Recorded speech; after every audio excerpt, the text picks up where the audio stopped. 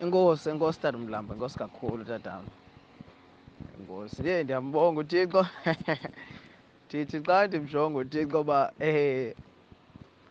ngeli xesha ndibhizi nezi drugs bendingenalo elinye ixesha lokucinga nje enye into ngaphandle kokucinga ezi zinto tatam. Andiyazi uba kutheni ngoku ndivukelwa yiloo nto ngoku uba ndikuchazele le nto. Kodwa ngeli xesha ndibhizi nee-drugs nokurobha abantu namantombazana amaningi, uSathane endisebenzisa ukuthi ndilale nabo because yazi abantu baye bacinge umhlawumbi bakleva uma belala nalo mntwana aphinde alale nalowa aphinde alale nalowa, kanti nguSathana ulala nabantwana but ungene ngaphakathi kulo mntu.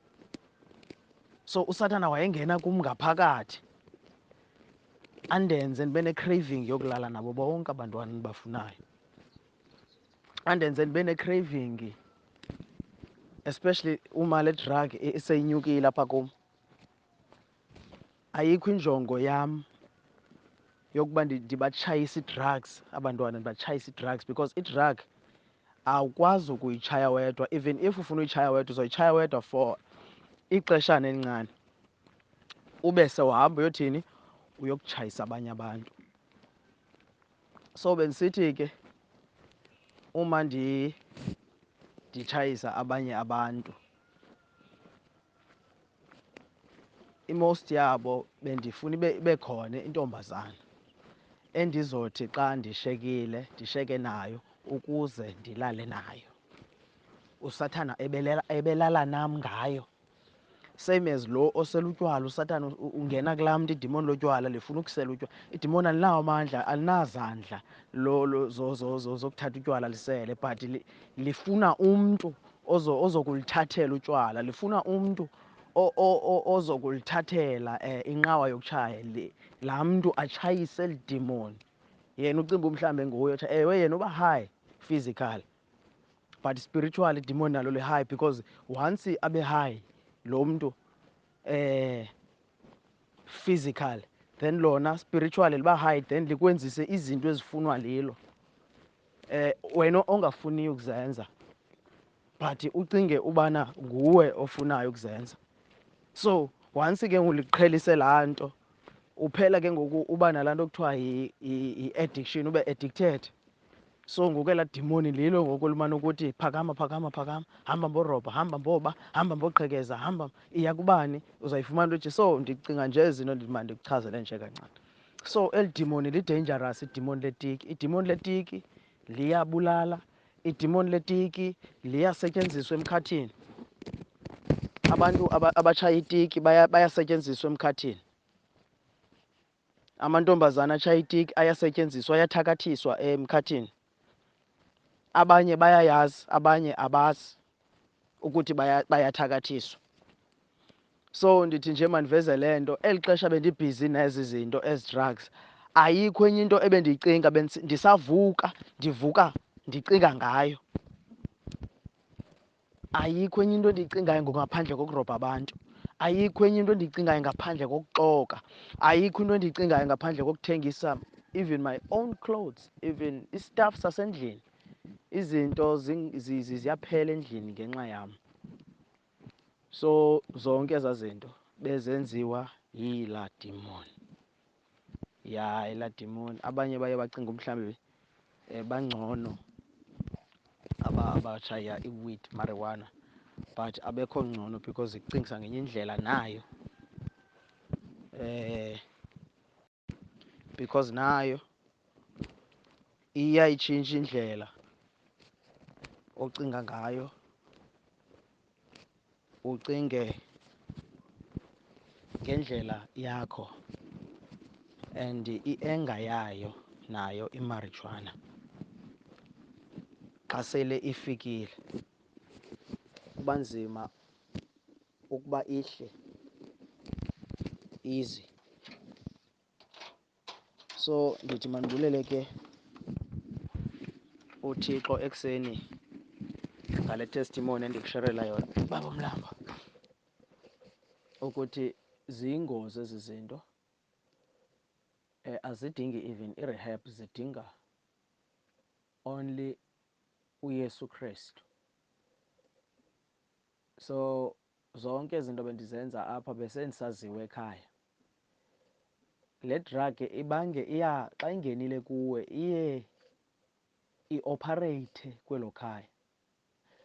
That is why uzofumaniseka into yokubana ifemeli seyi-understanda uba umntwanam ngoku unje, seyi-understand into yoba unyana wam okanye intombi yam ayisaphili, ayisenguye, yes, akusaphili yena kuye, but the demon inside her. But abayazi bona loo nto ukuthi kunedemoni abaphakathi kuye. Bayayi-understand imeko engafuni uku-understandeka okanye engafuni noba uyi-understand. Ayonto ekumele into yobana abantu bayayi-understanda, but yinto ebekumele into yoba abantu bayathandaza ngayo. But I'm so worried because into endenza worried into yobana most families ezinabantwana abatshaya ii-drugs azimfuni uYesu, basaxhela imbuzi, basaxhela inkomo, benza ii-situations zabantwana babo zibe worse. If lo mntwana ebesela utywala usela worse, if betshaya i-drug utshaya worse, uba more than before xa lo mntwana esele engenwe nangala madimoni ancestral. Aphele ngabamameli abazali. Abazali badinga uYesu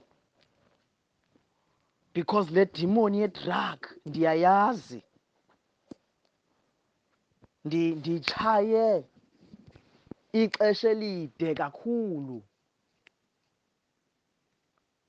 Ndiyitshaya le drug ndide ndibone ukuthi ngoku iingqondo ezi zimkile, because xa uyitshayile ziyemka iingqondo. Ziyemka but yona uyayikhumbula into obuyenzile. Ayifani notywala, because utywala uyakwazi ungayikhumbuli into obuyenzile, but itiki xa uyitshayile uyazikhumbula zonke ezi zinto obuzenza. Nawe ude uzibuze ukuthi uzihleke futhi uyithande laa nto obuyenza. Naxa sele uxelelwa kuthiwa hey hayi izolo ubuhayi mtshanam, hey my brother, hey indlela obutshaye ngayo atyhusi wam, hey nam ndithi hey jonga inqina lam, hey sisitrongo esaa staff esiya. Sivela phi esi staff? Kusoloko kunezitaff ezitsha, new stuff. So ayikho enye into esijongayo, sifuna ukwazi ukuthi what's new, sifumane kaphi esitsha esizoba more kunesi staff bendisitshaye izolo. As the result now, uma ngoku behayi abantu, umntu abehayi ngoku kube lula into bazihenge, avuke umntu efile uzibulele. Awuyazi ukuthi uzibuleleleni. Futhi benziwe iinkabi ngoku. Kulula into yobana undithenge mna ukuthi ndiyobulala someone uma nditshaya itiki. If undinike itiki ndatshaya itiki kakhulu, undixelele ukuthi tonight kumele siyobulala umntu othile, zawutshaya laa tiki izandinike esaa sibindi ukuthi ndihambe ndiyombulala laa mntu. Ndiveza nje iimfihlelo zayo le nto. Itiki is dangerous. Awuvele utsibele kwitiki, uqala utshaye isigarethi kuqala. Usathana ukuloba ngento encinci xa efuna ukusa kuleya akufuna kuyo. Uqala utshaya isigarethi, ucimba isigarethi imnandi, umane utshaya isigarethi xa usela utywala, uhambe ungene kwimarijuana. Now abantwana abangamantombazana bayithatha lula ngoku, ndiyababona abanye bahamba beqhunyiwe, imarijuana itshaywa live, ayisafihlwa imarijuana kwezi ntsuku esiphila kuzo. Umntu uyakwazi utshaya imarijuana ehamba esitratweni, uyitshaya imarijuana nasetown, even etown batshaya imarijuana abantu. Ndifuna unixelela ke abantu abatshaya imarijuana, uzawude uyitshaye itiki, noba uthi sozuyitshaya itiki uzotshaya, uzawude ungene nakwitiki, because yindlela usathana kuloba ngayo leyo. Uzawungena kwitiki, uzawungena kwinyawophi, uzawungena ngongena kwezi drugs. Uyalotywa njalo.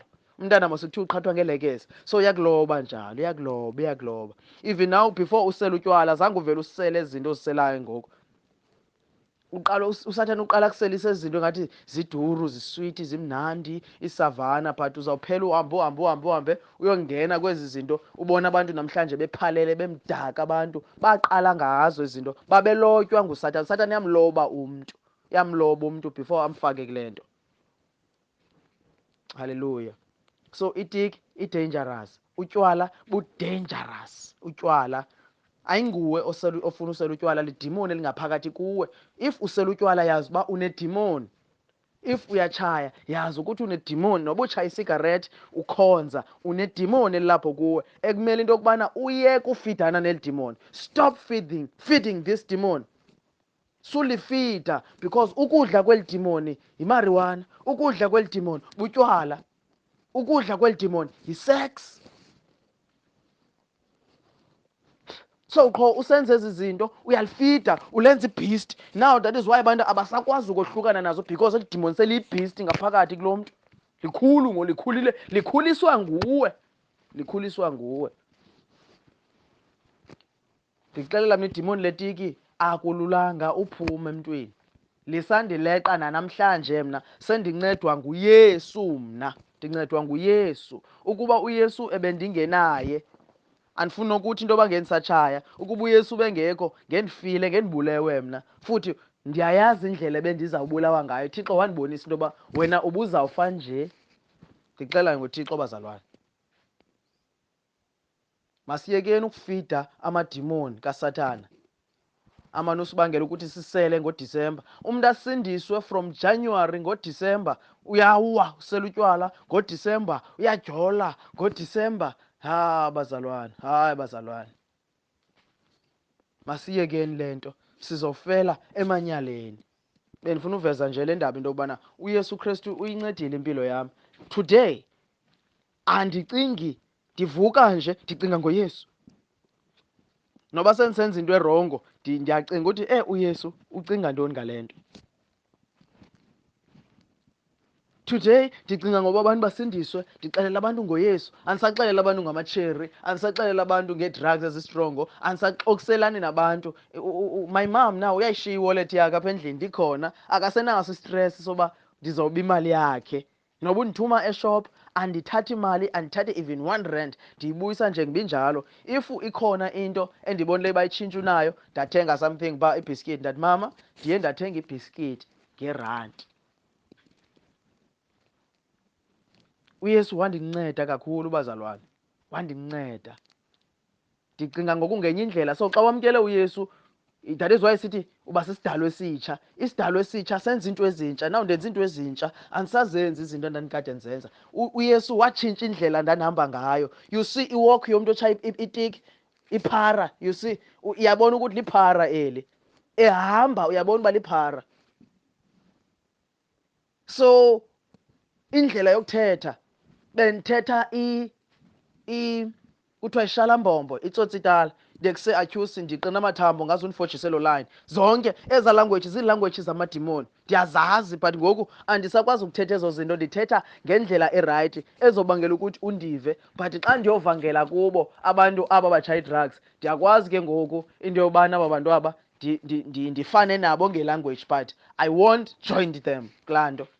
Angeke ndibajoyine kule nto abayitshayayo, but zokwazi uthini ubafundisa kakuhle, ndithethe ngale ndlela abazondiva ngayo bona, ndibatsalela kuKristu. So uYesu utshintshe indlela yam yohamba, watshintsha indlela yam yonxiba. Bendinxiba iimpahla ndizidabulisha iimpahla, ibhrukhwe ihlala ezantsi kwempundu. Yatshintsha loo nto, ibhrukhwe yam ihlala kakuhle esinqeni, ndifake ibhanti. Watshintsha uYesu iwalk yam, ndihamba kakuhle namhlanje. You can see ukuthi yinceku le, ndihamba nje uyabona ukuthi ngumzalwane lo.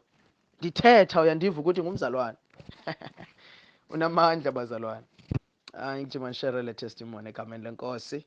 uJesu Kristu uyinkosi bazalwane. Ukuba umntana wakho usatshaya itiki, khawuhlala apha kuYesu Kristu, because yenzeka ukuthi ngokusindisiwe umntana akatshaya itiki. Mthande umntwana wakho. Eyona nto umama wayenzayo kum endibonayo ukuthi yandinceda, azange andilahle umama ngoba nditshaya ii-drugs. Uye wandithanda nditshaya ii-drugs, wandithanda umama. So bathandeni abantwana bazalwane. Sanuthetha le nto thethwa lehlabathi ngabantwana benu. Thethani le nto uYesu ayithethayo ngabo. Bulelani kuYesu ngabantwana benu benjalo. Bulela kuYesu ngalo mntana kunike yena enjalo. Noba uhamba angabuyi ebusuku, bulela uYesu ngalo mntwana. uYesu uzamtshintsha impilo yakhe. Njengoba wakwazi uyitshintsha impilo yami uYesu, namhlanje I preach, namhlanje ndiyaprofeta, namhlanje ndiyavangela. You see, Nkosi yam, bonke aba bantu batshaya ii-drugs sakuthixo wabathatha ngombono wababeka phambi kwam, wathi ngabaprofeti aba bam, ngabaprofeti bam aba. Remember uPawulos wayeyindoda enjani kwincwadi yezenzo. Haleluya. Kwincwadi yezenzo chapter 9. Haleluya. Uba wabethwa ngezulu esayobulala amanye amakholwa, esayocapturisha amanye amakholwa, wabethwa. So ndifuna ukuthi abantwana benu besebhizi zozo zinto bazocapturishwa ngumbane, bazocapturishwa ngumlilo kaYesu Kristu, babuyele enyanisweni, bashumayele uYesu. Lo abamthukayo namhlanje bazabuya bamshumayele lo Yesu, because nam ndandinjalo, ndacapturishwa. Wathumela abantu uThixo kum, bafuna undibulala abantu, kanti ndibhizi ndisatshaya ii-drugs. Kanti uThixo indlela wandizuza ngayo le. Inkosi yoxolo nisikelele bazalwane. Amen.